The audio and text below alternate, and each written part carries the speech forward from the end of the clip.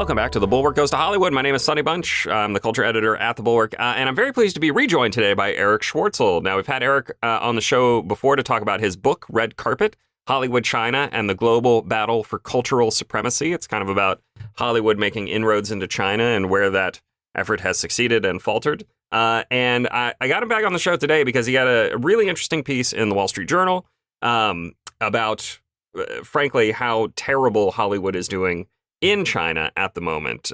Declines across the board, softness everywhere.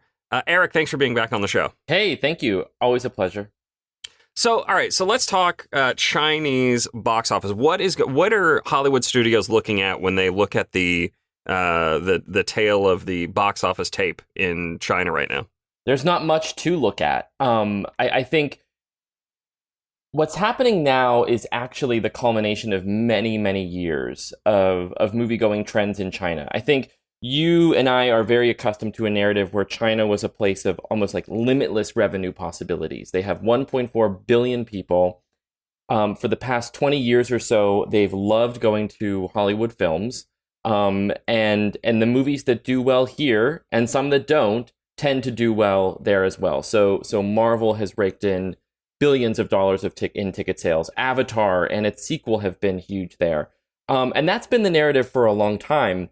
But coming out of COVID, we saw that there's really been a cleaving of tastes when it comes to the Chinese box office, where Chinese moviegoers more than ever are preferring to see Chinese films when they go to the theater, and not just, turning away from Hollywood films, but outright rejecting them. And so we've had one example after another, whether it's the new Indiana Jones movie or Elemental or The Little Mermaid, I guess to pick on Disney here for a second. All three of those movies have done just dismally. And several years ago, a disappointing box office in China might be, it only made, $40 million or so. A movie like Indiana Jones, $40 or $60 million. The new Indiana Jones has made $4 million in China. And so that means not even the expats are going.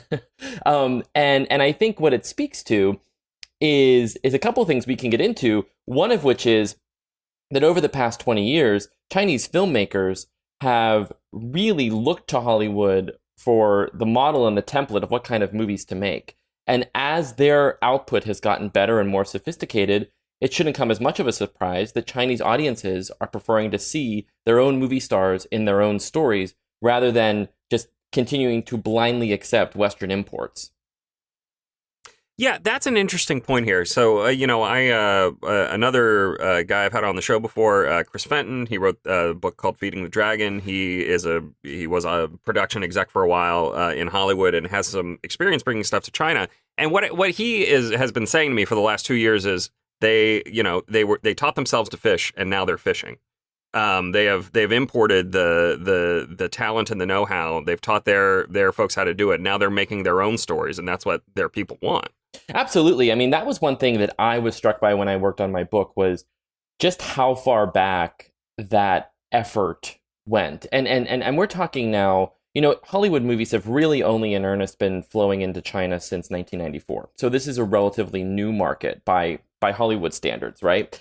And really as early back as the early 2000s, I found evidence of Chinese officials trying to have a kind of technology transfer when it comes to the skills, the storytelling approaches, and just the technical know-how that goes into making movies. And in some cases, they just outright hired Western talent to go over and teach them. And I think also there was just a kind of natural osmosis that happened where, as exposure to Western entertainment deepened, many filmmakers in China tried to, do what they could to recreate that kind of storytelling approach. And we've seen this in a really fascinating parallel in a lot of other industries, right? Whether it's, manufacturing or in airplane engines. Like there's been a kind of transfer of know-how, and then a kind of a running with the ball in the Chinese-U.S. dynamic in the past. It just so happens that it might take a little bit longer with something like storytelling, right? Like how do you transfer the elements of storytelling? It's a little more complicated and esoteric than transferring the blueprints for airplane engine modeling. Mm-hmm. But they're definitely here, and I think the other thing that had to happen was that Chinese audiences had to be kind of trained to go back to the movies and see Chinese films, because a lot of the Chinese folks that I would talk to would say things, like that for a long time, if they were born in the 70s or 80s, the movie theater was really just another kind of venue for propaganda. And it was a place you often went because the state-owned enterprise where you worked you said on Friday afternoon, we all have to go see this movie about the glories of the Chinese army or celebrate the anniversary of the PLA or something. And it was really just sort of a place for your vegetables, not necessarily for just kind of sheer entertainment. And in the past 20 years or so, the Chinese regime and also its creative class have tried to introduce more entertaining elements into the film. So when you go to a Chinese multiplex now, frankly, it looks more diverse in lineup than an American multiplex. It's very, they actually have never stopped putting romantic comedies in theaters or thrillers or science fiction. I mean, whenever you look at the lineup of what's working at the Chinese box office right now, it really looks like the Hollywood of the 1980s that is now romanticized by so many, right? Where it's every kind of movie is being put out, often original stories, and they're all, leading to audiences turning up in real numbers. That's a really interesting point, and I hadn't thought about it precisely this way. The way it kind of mirrors what was going on in the United States in the 1980s, and I wonder how much of this. So the economics of Hollywood have changed drastically since then, right? To focus on home runs. We gotta make the $1 billion tentpole. That's what we got to make over and over again. We're going to make 5 of those instead of 30 of all sorts of movies that cost less. I mean, how much of this is just China, the Chinese market being so inwardly focused that they can't really make that outside of the very occasional Wolf Warrior or whatever. They're not making $1 billion movies. They're making smaller, more focused internally movies. Well, I would push back on that. I mean, they aren't making many $1 billion movies, but a hit in China is still making more money than just about any movie released in any other market. You're right. Like, I think there hasn't been a Chinese movie that's done $1.5 billion and only 500 million of that is coming from its home market. They still have this problem where their movies don't travel. And something like 98 or 99% of a blockbuster gross in China tends to be coming from China. It's not like audiences in France or Nigeria are going to check it out. But it is such a huge market that it's still a good business to be in. And what's interesting is to the point about sort of the genre diversification. Some of the really successful Chinese films of the past several years have been what I've called popcorn propaganda, which are movies that are often, if not produced by the state, then endorsed by the state, often very nationalistic in tone, often very, going back to that well of what kind of Chinese victories can we be looking at again and again and again. But rather than kind of having an eat your vegetables ideological approach, they are, kind of like there's like a bit of a Rambo stylization to them. And it works on multiple levels because people actually want to go see it, and the government likes the messaging that it's conveying. And then in other cases, we have just kind of strictly entertainment. Insofar as every movie in China, is approved by the censors before it's released. So every movie in China is a reflection in some way of state priorities.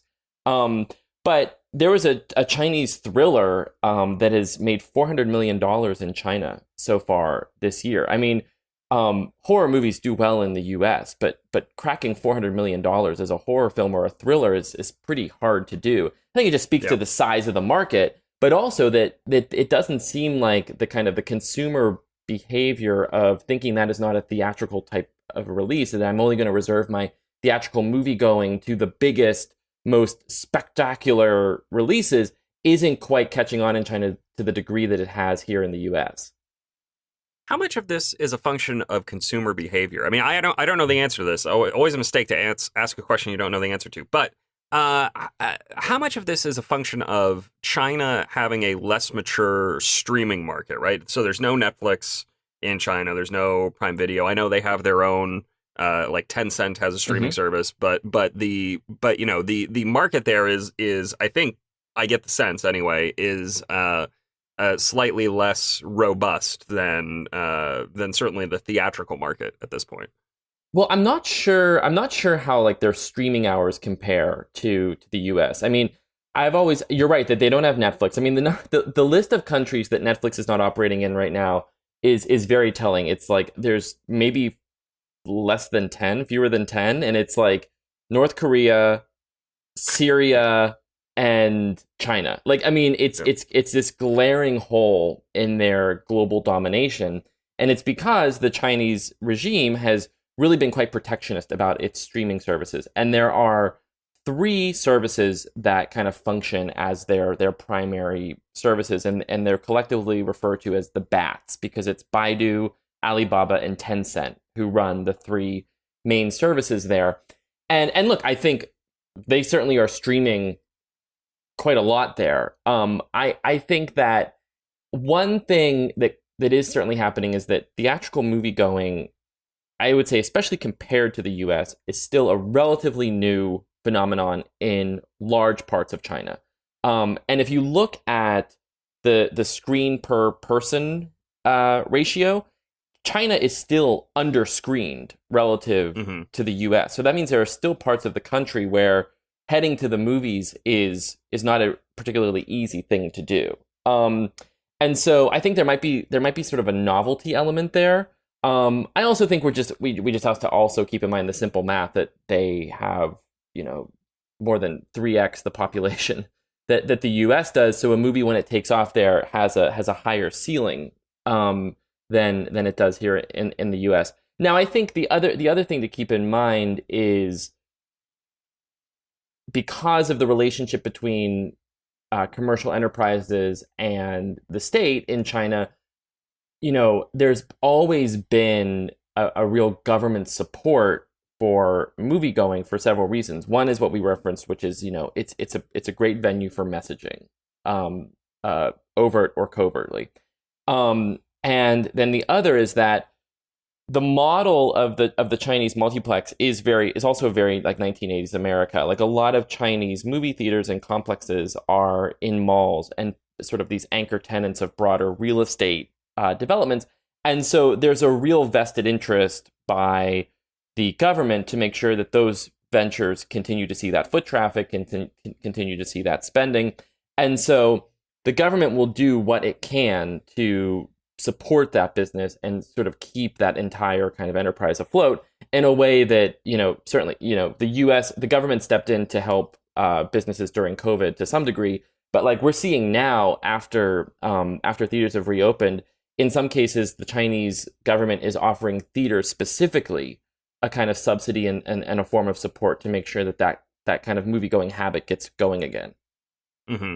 I mean, there is a real interesting disjunction. I mean, I'm looking at your story. There's a chart here that just tracks box office box office from American movies by year.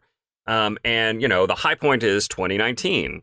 And then 2020 obviously dipped for fairly obvious reasons. 2020, the COVID year, of course. But then 2021, 2022, 2023, it doesn't quite come back the same way. And again, you see a similar kind of pattern in the United States, except in the United States, it's a pretty steady progression back upwards. Did 2020's COVID lockdown cessation, etc., essentially break the habit of going to see American movies? Was it a function of a lack of product or inability to go to the theaters? I'm just curious if you have a sense of what the cause and effect here. Yeah, I think in the same way that a lot of Americans fell out of the habit of going to see certain kinds of movies in theaters, or movies at all in theaters, I think that was one habit that was broken during COVID, which was going to see American films specifically. And part of that was because, you're right, during COVID, very few were coming out. But then after 2020, in 2021 and 2022, the Chinese government, to the extreme frustration of Hollywood executives, did not let in nearly as many American films as it typically does. And in fact, it seems like it was in violation of the treaty that kind of approved this distribution in to begin with. There is an agreement that the Chinese government is supposed to let in at least 34 foreign films a year. Now that normally means like 33 of them are American, right? 32 or 33 are American. And there was a time in 21 and in part in 22 where a fraction of that number was being let in. And this is where I think doing business with China for any sector can prove to be so frustrating, which is that there was nothing the studios could do. I mean, they could complain, they could, raise it as an issue, but there really wasn't much they could do in part because they didn't want to make it worse, right? You don't want to alienate the Ministry of Propaganda and further jeopardize approvals of your films going forward and so on. So they just had to sort of sit back and cross their fingers and hope that China would start letting their movies in again.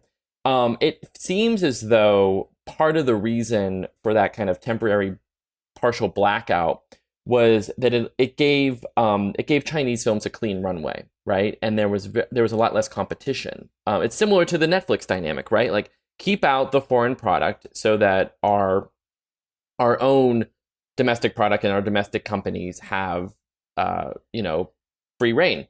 And I think that contributed to the habit issue. I mean, for instance, like as a case study, you can look at Marvel. Now, Marvel really was hit really hard by this blackout. In fact, I think it came to like something like 6 movies in the Marvel Studios series, which is, as you know, like a very important kind of chronology, were kept out of China, starting with Black Widow back in the summer of 2020. And so if you've I mean, it's like anything, right? Like you miss, I mean, back whenever we watch shows week to week, if you missed a month, like did you really pick it back up or and so there's going to be kind of a natural sort of falling off of some fans in that respect. And then I think that it's just also interesting to see how some of Hollywood's tried and true strategies today just run into all these problems in China. For instance, I think Indiana Jones, which was a failure everywhere, let's be fair, relies very heavily, as a lot of these new reboots do, on nostalgia. Well, Chinese audiences aren't very nostalgic for a character they barely know. So there's going to be there's going to be a kind of lost in translation element there too. Well, but beyond that, though, I mean, look at the Mission Impossible series, which you highlight in your story, like the new Mission Impossible, Dead Reckoning Part 1. Gotta get the whole thing in there. Have we ever? I'm sorry. Have we ever? I didn't mean to interrupt you, but have we ever had a title with more, kind of like grammatical? Yeah. No. I'm thinking about those poor people who have to put up the marquees. I'm like, I mean, where do they find all the colons and dashes they need these days? Yeah, I feel like that was a pretty regular thing in the Star Wars episode blank, right? Series. But this is, I do think 3 colons and M dashes is a new record for one movie. So this movie, comes out in China. It's doing what, about a third of the previous one. And, that's not a movie that's relying on nostalgia necessarily, but it is a movie that's relying on star power, right? Like the Tom Cruise gets out there and he goes everywhere. He goes to every country and he's doing backflips on the red carpet and people are real excited to see him. But is that sort of star power, American Western star power, on the wane in China as well? In addition to, people getting tired of, Marvel stuff or whatever. Yeah. I mean, look, insofar as you can kind of make proclamations about a country with 1.4 billion people. I was talking to a studio executive who was doing just that.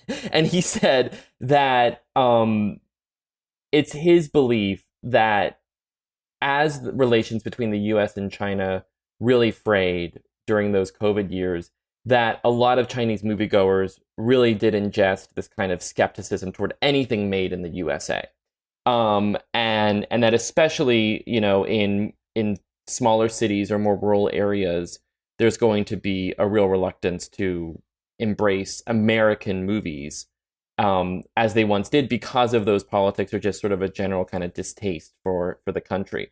So I think that's part of it. I mean, like, it's never any one thing, right? But I think it's that kind of years long lag of having a steady flow of American product. I think you have to bring the politics into it. I think you have to bring the kinds of movies that America's making into it, and also then, and I'd say primarily the sort of the new and improved competition that Chinese movies are offering. Yeah. Yeah. So let's think about what this actually means for Hollywood, right? So if you can't make 200, 300, 400 million dollars on a movie, even with the higher than usual cut that China keeps from that picture, what does that do to budgets in America? Like, what are the studio execs looking at when they're setting their, profit and loss sheets? They're like, okay, we got to make X amount of money here, we got to make X amount of money here. I mean, if you zero out China everywhere, which my understanding is that several studios have just started doing that, what does that do to what you can greenlight in terms of making a movie? Yeah, that's my understanding as well, which is that in these greenlight meetings where they project how much they might expect to make in the US and Canada, how much they might expect to make in a foreign market, and then how much they might expect to make in China, that they've just put a zero in the China column. And I think part of that is just like, that's just good office politics, right? Like, if you tell your accountants that you're not expecting anything, and then you get an extra 25 million out of it, like, it's kind of found money. But it does lower the ceiling of what you can spend on the movie ultimately.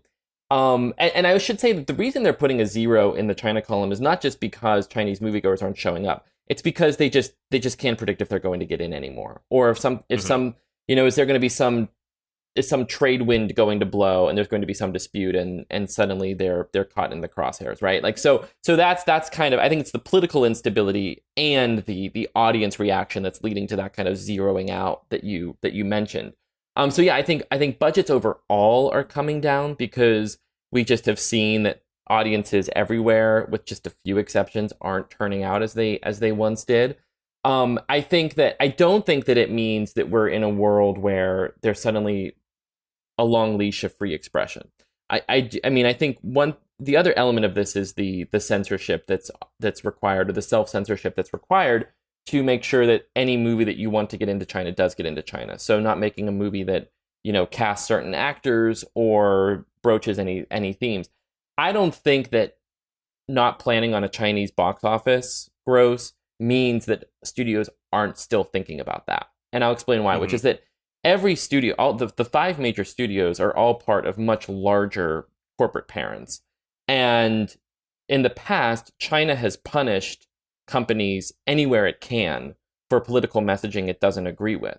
So if Disney says, let's say Fox would be more appropriate. So let's say Fox says, we don't need to worry about China's box office anymore. Let's make a movie about Tiananmen Square. Let's make a big Oscar movie about Tiananmen Square.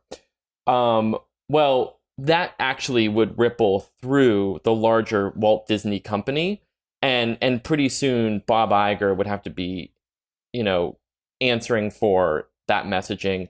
The theme park that it runs there would be under threat. The toys it sells, all the other movies it wants to release in theaters. So I don't necessarily think that there is sometimes this narrative where, well, if we're kind of decoupling from the Chinese box office, maybe that will convince studios not to worry as much about falling in line with the censors. I don't buy that. I think it's still going to be a major consideration.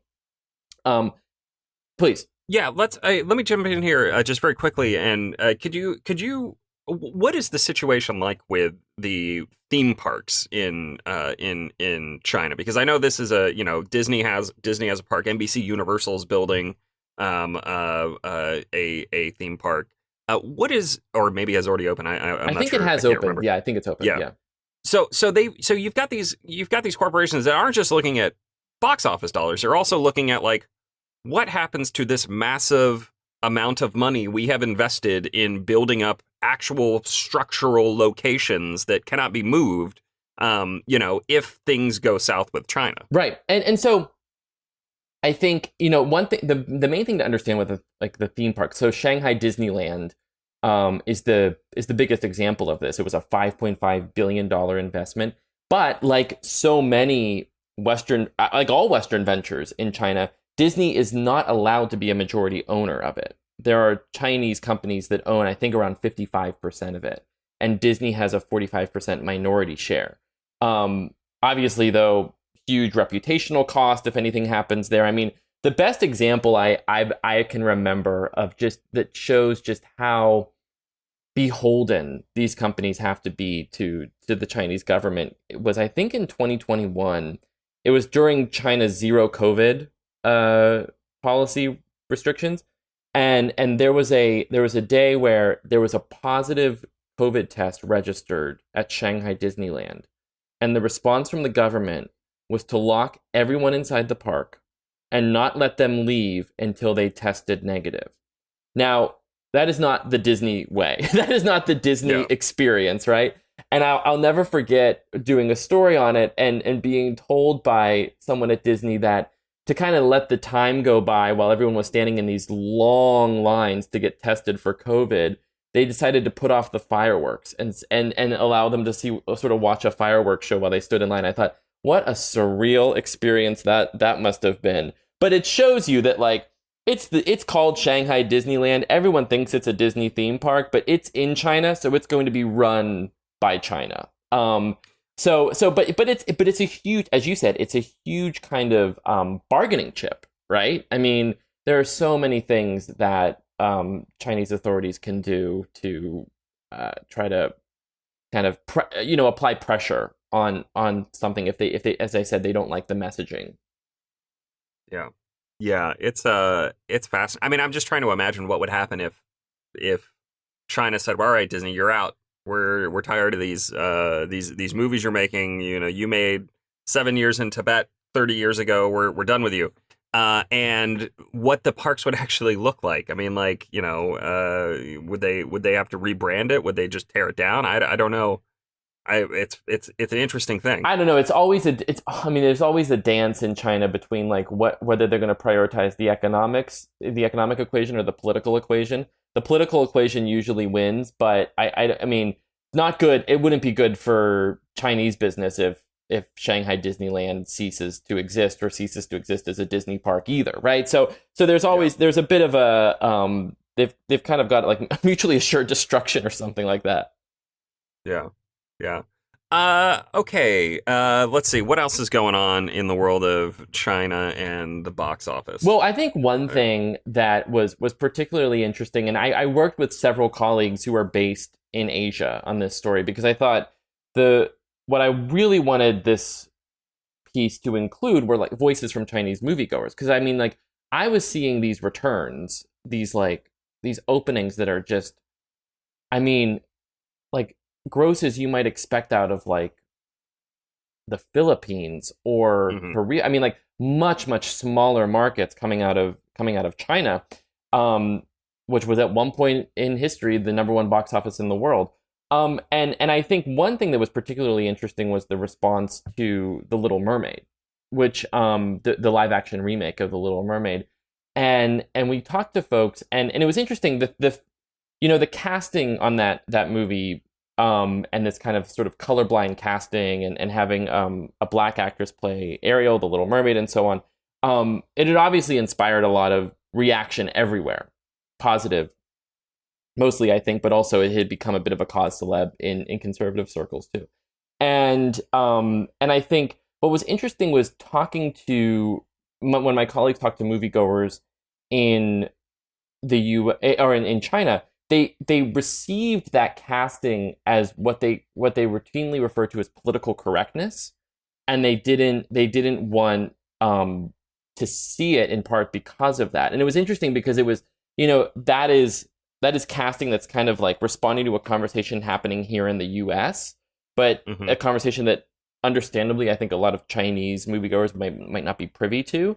And so to then see it received as this kind of like political messaging. I mean, like, one of my colleagues was talking to a moviegoer who said, I don't go to the movies to be like sort of taught ideology. I go to be entertained, which is a bit, I would say, a bit ironic. Given the CCP's history of the movie theater and how it's treated the movie theater. But no, I think it is an example of how we've seen, like, now as the movies reflect American culture and conversation more and more, like there being another kind of gap in what appeals to moviegoers in China specifically. Yeah, I mean, I'm just imagining somebody being like, I'm not going to see this new Little Mermaid movie because it's too politically correct. I don't want to be indoctrinated. Instead, I'm going to go see The Battle at Lake Changjin. That's what I'm looking. No, but it is interesting though. I mean, I am always hesitant to, I'm always hesitant to make box office predictions or projections based on, outrage, controversy, etc. I think a lot of stuff that we talk about is unfortunately very, very online, very, Sure. Kind of like the 50 loudest people on Twitter sound like a million people. And that's not necessarily the case. But it was interesting to read that part of the story because it made me wonder, how much of that is native to China, an internal Chinese discussion versus a conversation they're picking up on here in the United States, if at all. I mean, it feels like China is probably having no real crossover with like politics Twitter in the United States. Does that question make sense? Like, where is it coming from? Is, I guess, the big question. It's a great question, and I mean, I to be honest, I don't know, and I think, but one thing I was struck by was, when I would talk to my colleagues, they said the phrase that a lot of people they were seeing, yes, online, but also talking to in person, it was political correctness, which is interesting. I actually thought, I was thinking to myself, I wonder if the charged topic of political correctness is just kind of a broader debate in China right now, and they're sort of slotting it into an internal conversation they're having too. Because it just was, I just was struck by the sort of how commonly used a phrase it was. I mean, because it could also just be a translation question, I guess, True. right? Like, I mean, what does political correctness actually translate to in China, in Chinese? I don't know. I mean, again, it's a really interesting topic because, again, that phrase political correctness jumped out at me. I was like, oh, that sounds familiar. Where, what is going on there? Interesting, very interesting. All right, as you know, I always like to close these interviews by asking if there's anything I should have asked. If you think there's anything folks should know about this story or anything else you might be working on. It's a good question. I wanted to make sure we hit Little Mermaid because I do think that's interesting, and I do think that there's been a lot of kind of speculation about why it's not performing well, and very little like actual reporting. So that was one thing I wanted to hit, but trying to think if there's I mean, what's really interesting, Sunny, is like I was looking at like basically the summer calendar's over. Like there's nothing after really Barbie and Oppenheimer that I can think of off the top of my head. So I will say, like, I don't see any films on the horizon that are going to buck this trend. What about the Meg? The Meg 2. Yeah, you're right. Sorry. Yeah, that's a whole part of my story too. Yeah, you're right. There is the Meg, the Meg 2, the Trench. The Trench. Which is kind of the exception that proves the rule, because it is now a very rare thing and almost an artifact in Hollywood. It's a co-production between the U.S. and China, and the movie cast Wu Jing, who is one of China's biggest action stars, in a role opposite Jason Statham. And so there is a world where the Meg 2, if I had to predict today, probably does better in China than it does in the US. And I think it was probably greenlit on that assumption as well. But as I said, that is really a bit of an artifact, because those kinds of movies are very rarely made anymore. Those kinds of China play movies, and the Meg 2 is, I'm told, at least, if all goes according to plan, a franchise in the making that they're hoping will sort of still be that kind of Hollywood Chinese crossover. But but I think a lot of the pure global plays that Hollywood has on the docket, the the Marvel movies, the Pixar releases, the movies that traditionally went over to China and made a killing. Like, I'd have to imagine that there's a lot of sort of furious revising of projections inside these studio offices after the summer that they've had. And the other thing I would add before we go is, I think, this was raised as a prospect in one conversation, and it's extreme, but it shows you the degree to which the narrative has turned in Hollywood, which is, I was talking to one executive who said, when your grosses out of China are so bargain basement low, I mean, sub 10 million, that means that these studios are actually losing money by releasing movies in China. After marketing expenses and the fact, as you alluded to earlier, like, they only get 25% of the gross out of the market, they're losing money. And so he raised the question of whether or not at some point studios decide it's not even worth submitting certain titles, because it's rather than at one point being found money or something close to pure profit, it's actually a money losing venture. Mm-hmm. Yeah. Yeah, I this is the thing I keep wondering, is how much longer the studios can focus on China, or even treat it as an ancillary market, if it's going to be such a disaster area for them. Right. Right. But anyway, Eric, thank you very much for being on the show. Again, title of your book is The Red Carpet, just Red Carpet, Hollywood, China, and the Global Battle for Cultural Supremacy. Definitely, I strongly recommend picking it up if you're interested in this topic. There's a ton of information there. It's well worth your time, and there's lots of really interesting little tidbits about how the various entertainment companies kind of have invested in China and seen that pay off or not. But Eric, thank you for being on the show. Always a pleasure. Thanks, Sonny. My name is Sonny Bunch. I am the culture editor at The Bulwark, and we will be back next week with another episode. We'll see you guys then.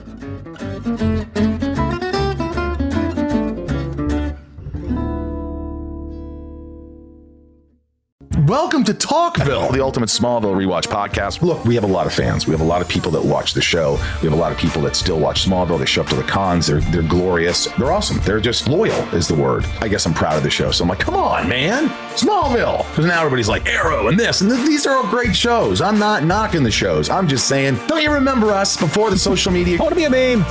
Meme. Catch up with season 1 or start season 2 on YouTube or wherever you listen.